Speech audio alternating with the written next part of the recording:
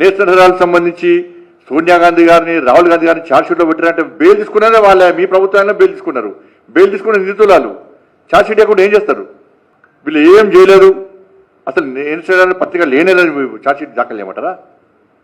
వాస్తవాలు విచారణ ఇన్ని సంవత్సరాలు విచారణ జరిపారు. 2013 నుంచి 12 నుంచి విచారణ జరుగుతున్నది. ఇన్ని సంవత్సరాలు విచారణ జరిగిన తర్వాత ఇప్పుడు ఛార్జ్షీట్ దాఖలు చేశారు.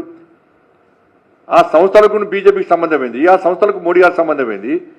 ఆ సంస్థలకు కిషన్ గారికి సంబంధం ఏంది? ఎవరి సంబంధం ఉంది అలా? ఏం చేస్తారు?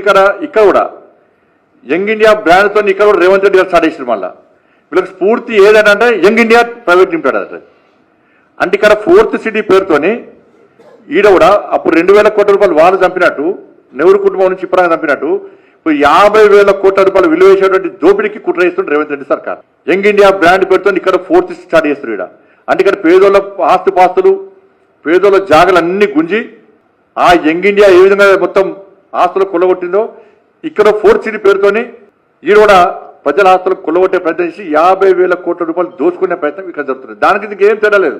ఒక బ్రాండ్ పెట్టుకున్నప్పుడు గతంలో బ్రాండ్ ఏంది, ఏమైనా సాధించిందా, చెడ్డ పేరుందా, మంచి పేరుందా తెలుసుకోవాలి. తెలుసుకొని బ్రాండ్ పెట్టుకోవాలి తప్ప మీరు మళ్ళీ యంగ్ ఇండియా బ్రాండ్ పెడుతున్న పెడితే ఆ యంగ్ ఇండియా గుర్తొస్తుంది ప్రజలందరూ కూడా. కాబట్టి ఇప్పటికైనా కూడా కాంగ్రెస్ పార్టీ నాయకులు ఆలోచించుకోవాలి, వాస్తవాలు తెలుసుకోండి. నేషనల్ హెరాల్డ్ సంబంధించి భారతీయ జనతా పార్టీకి కానీ నరేంద్ర మోడీ గారు కానీ ఎలాంటి సంబంధం లేదు. అది మీ పత్రిక, మీ హయాంలో కేసు పెట్టుకున్నారు, మీ హయాంలో విచారణ జరుగుతున్నది, మీ హయాంలో బెయిల్ చేసుకున్నారు. ఇప్పుడు విచారణ జరుగుతున్నది.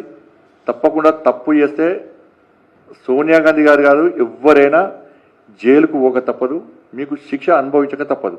మీరు ఇలా తూతూ మంత్రంగా ప్రజల దృష్టి మలిచి ధర్నాలు రాస్తారోకలు చేస్తే అది కేవలం కొన్ని రోజులు మాత్రమే. దాని తర్వాత కోర్టు విచారణ జరిపిన తర్వాత వాస్తవాలు బయటకు వస్తే శిక్ష మాత్రం మీకు తప్పదనే విషయాన్ని గుర్తుంచుకోవాలని కోరుతా ఉన్నాను.